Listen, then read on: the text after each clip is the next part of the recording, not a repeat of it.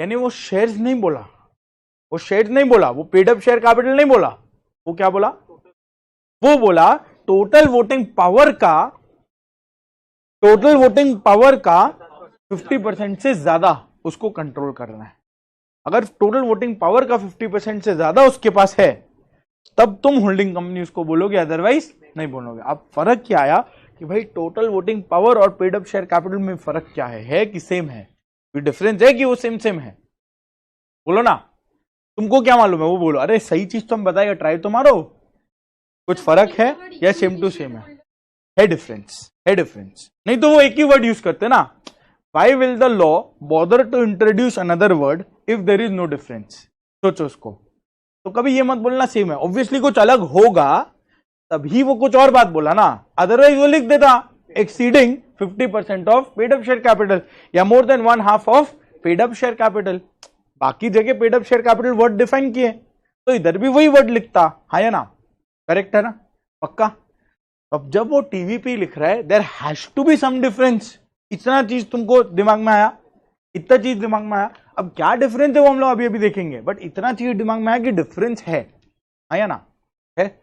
अब देखते हैं क्या डिफरेंस है। हम लोग real life case studies, real life case study लेके वाला डिफरेंस क्लियर करेगा। नंबर्स हम लोग अपना रेफरेंस के लिए ले रहे हैं क्योंकि रियल लाइफ का नंबर थोड़ा अजीब गरीब हो जाता है, वो केस स्टडी कॉम्प्लिकेट कर देगा। तो नंबर्स हम अपना ले रहे हैं बट कॉन्सेप्ट रियल लाइफ का उठा के तुमको दे रहा है, ये एक्चुअल कंपनी ने ये काम किया है। चलेगा? पक्का? नंबर अपना ले ले। इधर देखो हुआ क्या था,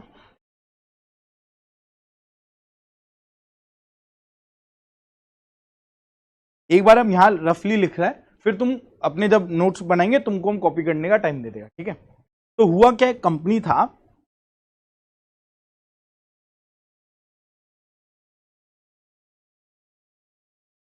सपोज नहीं, टाटा सन्स, ठीक है? टाटा सन्स, टाटा सन्स में Ratan Tata board of director में बैठे, रतन टाटा उसके शेयर होल्डर है, हाँ या ना? चलेगा? अब टाटा सन्स ने एक सब्सिडरी खोला बैठ के, वो सब्सिडरी का नाम था टाटा मोटर्स, टाटा मोटर्स। चलेगा? टाटा सन्स ने एक कंपनी खोल के बैठा टाटा मोटर्स। अब टाटा मोटर्स ने टाटा मोटर्स का कुछ तो कैपिटल होगा, कुछ कैपिटल होगा, तो टाटा मोटर्स का total paid up share capital था, टाटा मोटर्स का total paid up share capital था 10 lakh shares at the rate ₹10। चलेगा? 10 लाख शेयर्स ऑफ ₹10, यानी टोटल अगर बोले तो 100 लाख, टोटल अगर बोले तो 100 लाख उसका पेड अप शेयर कैपिटल था। चलेगा? अब अगर टाटा सन्स को सब्सिडरी बनना है, टाटा सन्स को कंट्रोल करना है या उसको ओनरशिप रखना है, तो बाय डिफॉल्ट हम लोग ये बोल सकते हैं कम से कम 50 लाख से ज्यादा, अगर कोलोकियली बात करें 50 लाख से ज्यादा होल्ड किया होगा, हाँ या ना? 50 लाख से ज्यादा होल्ड किया होगा, ये बोला जा सकता है। परफेक्ट। तो लेट से वो 60% शेयर्स ओन किया, लेट से बोला हम, ठीक है? एक्चुअल नंबर बाहर में जाए, अपने को केस स्टडी समझना है। 60% शेयर्स ओन किया, यानी टाटा सन्स के पास कितना शेयर हुआ टाटा मोटर का? 60 नहीं, 6 लाख ना, 6 lakh shares at the rate ₹10। अरे तुम कैपिटल बोला, हाँ ठीक है, 6 lakh shares at the rate ₹10 वो कंट्रोल करके बैठा। तो यानी टाटा सन्स के पास कितना शेयर्स हुआ टोटल में, बोलो ना?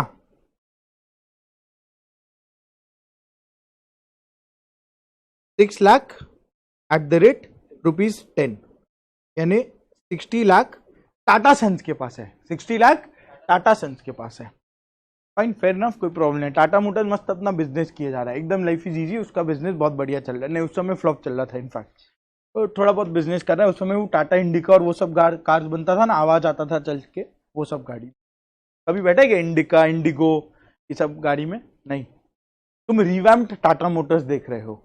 इससे पहले टाटा मोटर्स था, नैनो से पहले वाला टाइम, तब टाटा मोटर्स इतना कोई हिट बिजनेस था नहीं।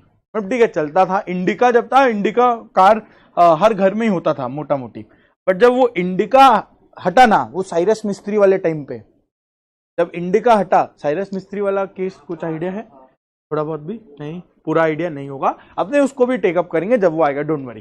तो इंडिका तो पूरा घर में बिकता था, हर एक घर में, जैसे सेंट्रो का तो तुमको आइडिया होगा, सेंट्रो जैसे बिकता था, ठीक वैसे इंडिका भी एक जमाने में बिकता था पूरा, उसी को रिप्लेस किया सेंट्रो। अब आज के दिन ठीक है वो आउटडेट हो गया, अब टाटा मोटर्स ईवी के थ्रू मार्केट में आया है, नेक्सॉन वगैरह के थ्रू मार्केट में पूरा डोमिनेट कर रहा है अभी। बट इससे पहले, थोड़ा सा टाइम पहले, टाटा मोटर्स को खरीदना था, टाटा मोटर्स से मीटिंग हुआ फोर्ड का, टाटा मोटर्स से मीटिंग हुआ फोर्ड का, टाटा मोटर्स से मीटिंग हुआ फोर्ड का, और फोर्ड ने टाटा मोटर्स को बोला आपको बिजनेस करना नहीं आता, आपको बिजनेस बंद करके इंडिया लौट जाना चाहिए। और रतन टाटा वो मीटिंग में थे, रतन टाटा कुछ नहीं बोले, चुपचाप इंडिया वापस आ गए, बिजनेस किए, चुपचाप इंडिया वापस आ गए, बिजनेस किए, और मन में उनके चल रहा था हम फोर्ड को कैसे खरीदे, वो एक बार भी बोले नहीं, मन में चल रहा था बस।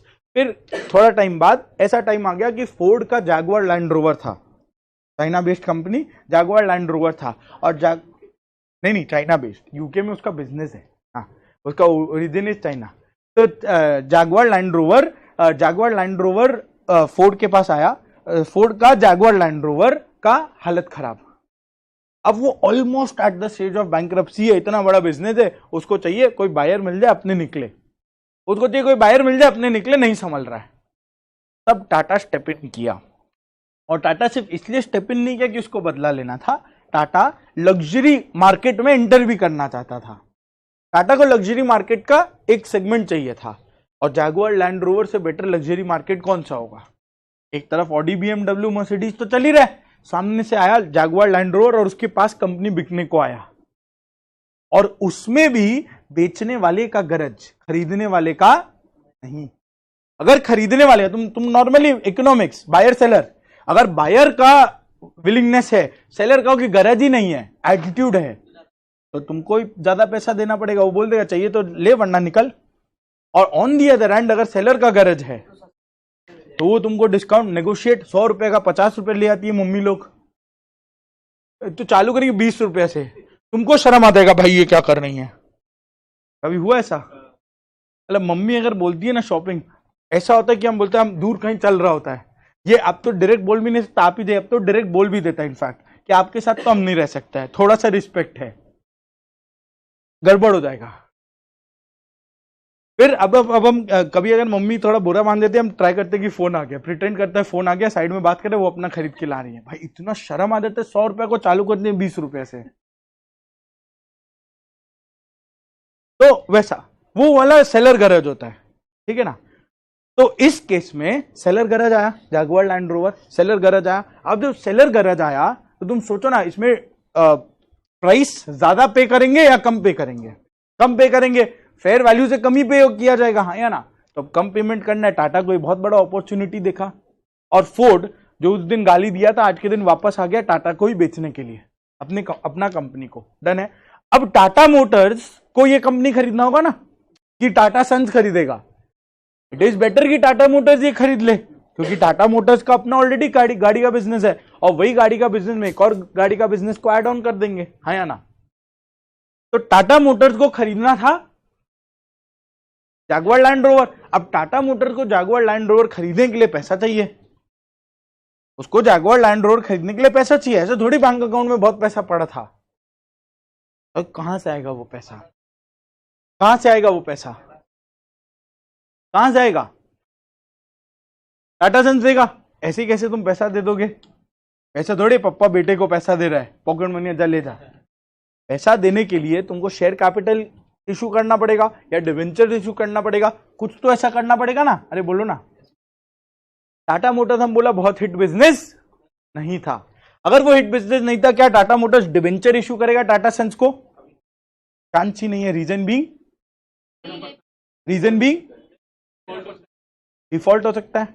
सबसे पहला क्वेश्चन, क्या टाटा मोटर्स टाटा सन्स से पैसा रेस करेगा या मार्केट से पैसा रेस करेगा? दिमाग वाला बिजनेस करना। वो टाटा सन्स से पैसा क्यों रेस करेगा? वो पैसा क्यों रेस कर रहा है? एक नया बिजनेस खरीदने के लिए, जरूरी है क्या वो बिजनेस हिट होगा? जरूरी है क्या वो बिजनेस प्रॉफिटेबल होगा? तो वो अपना पैसा को रिस्क पे डालेगा कभी भी? चांस ही नहीं है। वो हमेशा मार्केट से पैसा रेज करेगा, और मार्केट में लोग पैसा देने को रेडी हैं। बोलो क्यों? टाटा का ब्रांड आ रहा है, टाटा का ब्रांड आ रहा है, और जब टाटा का ब्रांड में लोग पैसा लगाने को रेडी हैं, उसको पता है कि उसको मार्केट से पैसा मिल जाएगा। It is a public company, can raise funds from the market. तो वो क्या प्राइवेट कंपनी, मतलब प्राइवेट कंपनी की तरह टाटा सन्स से पैसा लेगा क्या? चांस ही नहीं है। वो किससे पैसा लेगा? मार्केट से। तो पहला चीज, वो टाटा सन्स से तो पैसा रेज नहीं करेगा।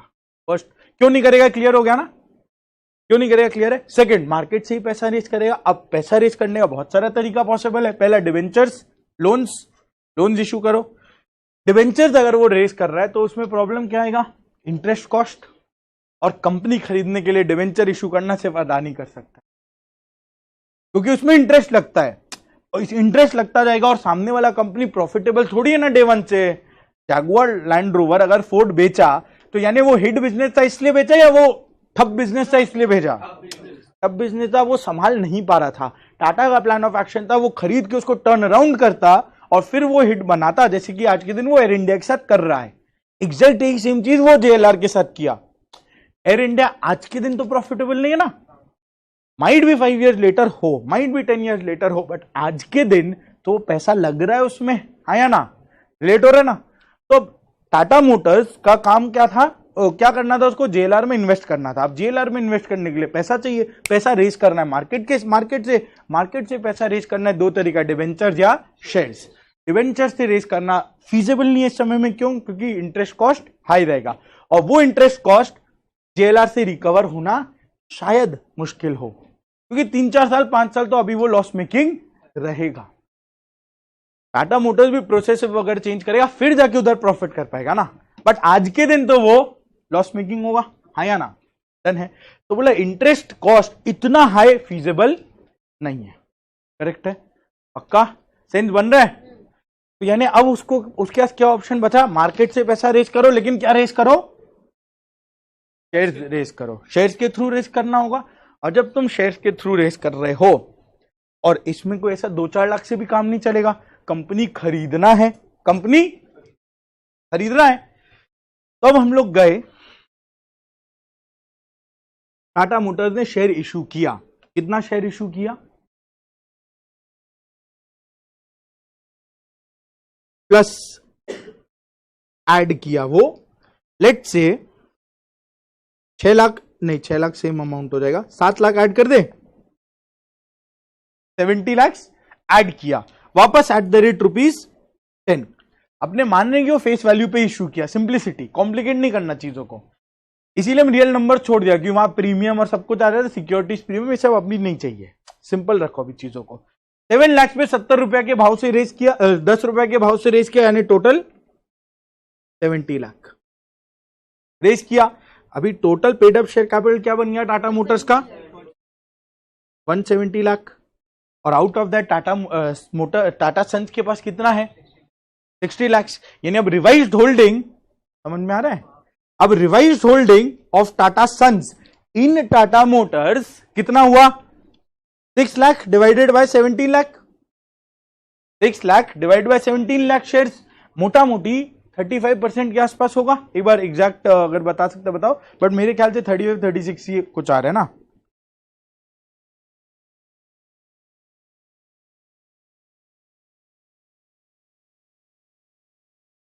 $35.3, चलो 35 मान लेते हैं, मोटा मोटी 35.3 बोला ना, ठीक है। 35.3% अब उसका रिवाइज्ड होल्डिंग है, जो पहले कितना था? 60%।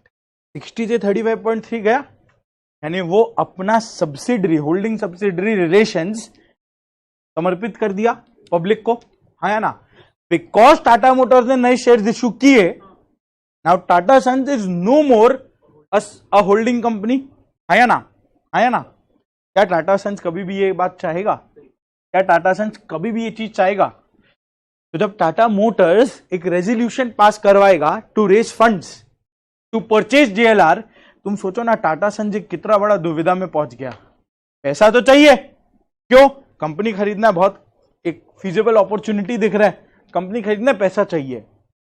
अब पैसा अगर चाहिए तो अपने को रेजोल्यूशन पास करना है। सेकंड इसकी हम लोग ही पैसा दे दें, बट हम लोग पैसा दे तो रिस्की बिजनेस हो सकता है, वो रिस्की बिजनेस है ना, फ्यूचर क्या होगा क्या मालूम।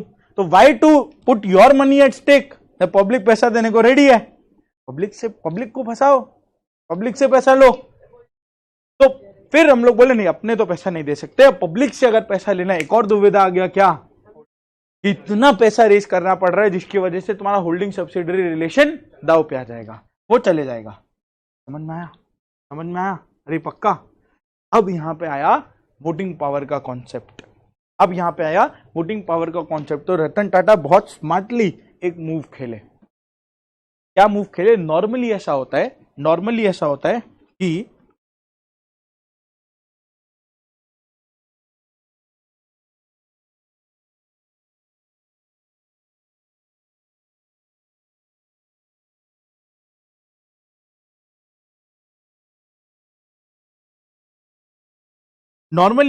है कि वन शेयर पे ना 1 वोट मिलता है। मतलब अगर सपोज हम 100 शेयर खरीद के बैठे रिलायंस इंडस्ट्रीज का, नहीं बड़ा अमाउंट लेते हैं, 1 लाख शेयर खरीद के बैठे रिलायंस इंडस्ट्रीज का, तो जब वोटिंग का बात आएगा ना, मेरे पास कितना वोट्स अवेलेबल है? 1 लाख वोट्स अवेलेबल है। ये तुम नॉर्मली सोचो ना, जब तुम वोट करने जाते हो, कहीं पे भी वोट किया है, कोई इलेक्शन में वोट किया, क्लास में वोट किया होगा, मॉनिटर को चुनने में वो तो किया होगा, हाँ या ना। तो तुम्हारे कितना वोट काउंट हो रहा है? 1। ऐसे थोड़ी 2 हाथ उठा दिया 2 वोट काउंट हो जाएगा, एक ही वोट काउंट, एक इंसान का 1 वोट। सिमिलरली यहां अब यहां एक इंसान का 1 वोट नहीं कर सकते ना। सोच के देखो, जियो में एक शेयर होल्डर बैठा है मुकेश अंबानी, एक शेयर होल्डर बैठा है हम लोग जाके बोले हम लोग का बराबर वोट, बोलो ना, हम लोग जाके बोले हम लोग का बराबर वोट। जहां पे जियो मुकेश अंबानी के पास 70% शेयर है, मेरे पास 0.0007% शेयर है। बोलो समझ में आ रहा है, समझ में आ रहा है। तो अगर वो एक हाथ उठाए, हम भी एक हाथ तो किया आएगा ना। तो अगर एक एक वोट मिला तो ना इंसाफी, उसके 70% ओनर होने का फायदा क्या हुआ? समझ में आया ना। तो इधर में अपने क्या करते हैं, 1 शेयर इज इक्वल टू, बोलो ना, 1 vote, 1 share is equal to 1 vote, चलेगा पक्का। तो यानी टाटा मोटर टोटल वोटिंग कितना था, टोटल वोट्स कितना था? 10 लाख शेयर, 10 लाख वोट्स, जितना शेयर जितना वोट ना, तो टोटल वोट कितना था? 10 लाख वोट, 10 लाख वोट था। टाटा के pass out of 10 lakh votes कितना वोट्स अवेलेबल था? कितना वोट्स अवेलेबल था? 6 लाख वोट्स, हाँ या ना। 6 लाख शेयर का 6 लाख वोट।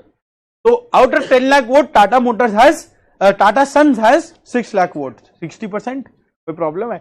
अब रतन टाटा ने बोला कि हमको तो कंट्रोल चाहिए, हमको तो कंट्रोल रखना है ना, हमको कंट्रोल रखना है, और एट द सेम टाइम पैसा मार्केट से रेस करना है, at the same time market से पैसा रेस करना है। तो जब वो नया पैसा रेस करने गए ना, वो बोल दिए, कंडीशन दे दिए पहले ही, 1 शेयर पे 1 वोट नहीं मिलेगा तुमको, 10 शेयर पे 1 वोट मिलेगा, 10 शेयर पे तुमको 1 वोट मिलेगा। तुमको लगे ये क्यों? दरअसल नाइंसाफी, तुमको फर्क भी पड़ेगा वोटिंग पावर से, सही से बताओ। कौन सा आज के दिन रिलायंस का एजीएम में तुम जाके वोट करके आने वाला है? बोलो ना। 100 शेयर लेके बैठे, 100 शेयर भी अगर तुम लेके बैठे, 3 लाख तुम्हारा टोटल वैल्यू, तुम फ्लाइट का टिकट खर्चा करके जाएगा क्या? 30,000 रुपये अप डाउन का खर्चा का टिकट, हाँ या ना। और वहां तुमको 30 रुपए का समोसा मिल जाएगा, ठीक है, जाएगा। और वो भी ऐसा वोट करने के लिए जहां तुम्हारा वोट का कोई मायने नहीं रखता, जाएगा। तुमको पता भी नहीं चलेगा कब उसका एजीएम आया और कब उसका एजीएम निकल गया। वो इन्फॉर्म तुमको करेंगे क्योंकि उनका फर्ज है इन्फॉर्म करना, बट क्या तुम जाओगे वोट करने? Answer is no. कोई जाए तो मेरे को बता देना, थोड़ा मजा करेंगे ना फिर। क्या तुम जाओगे वोट करने के लिए? चांस ही नहीं है, हाँ या ना, पक्का। और तुम गए भी ना, तुमको घंटे से कुछ नहीं समझ में आएगा, yes no yes no yes no. Restaurant का फीडबैक फॉर्म भरता है, टिक टिक टिक टिक टिक, बस वैसे ही, समझ में आया, पक्का। क्या ने वो बोला हमको पब्लिक से पैसा चाहिए, और पब्लिक इज अ पर्सन जो खाली इन्वेस्ट कर रहा है, ना कि वोट कर रहा है। उसको कंपनी के रेजोल्यूशन से घंटा फर्क नहीं पड़ता, उसको खाली इन्वेस्ट करना, और इन्वेस्ट करना टाटा का नाम है, इससे अच्छा इन्वेस्टमेंट अपॉर्चुनिटी नहीं है। बस इन्वेस्ट करना है, कोई भी प्राइस है कुछ भी है इन्वेस्ट करना है, आया ना।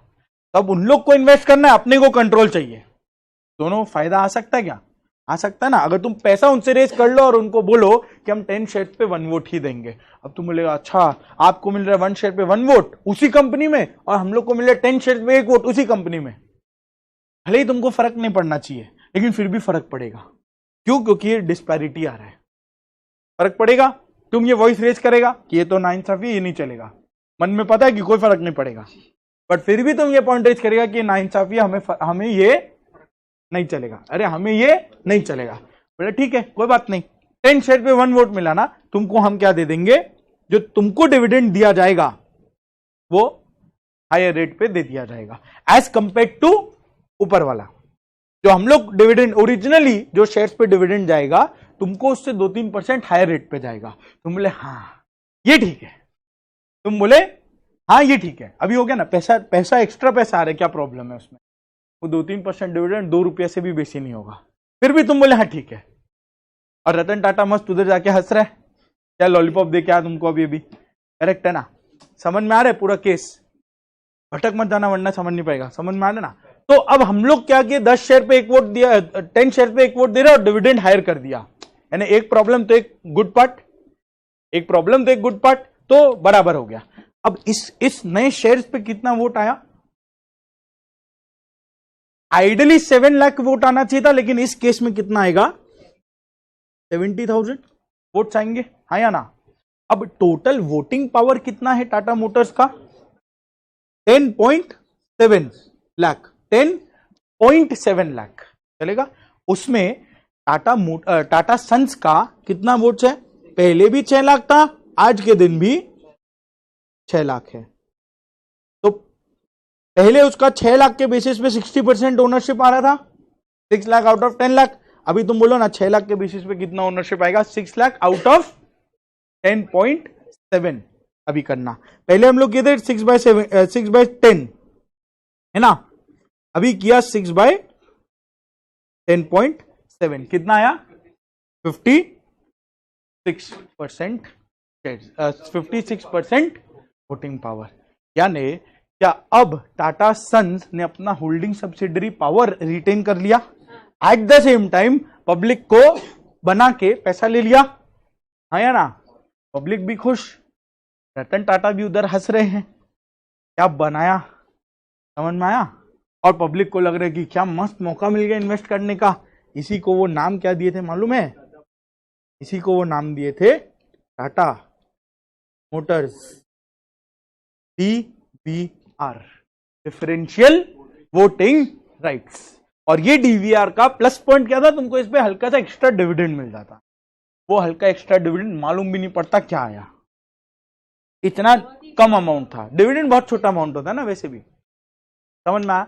बट क्या ये इन लोग का काम पूरा हो गया, पब्लिक भी खुश, टाटा सन्स भी खुश, रतन टाटा का भी काम हो गया बिना 1 रुपया भी खर्चा किए।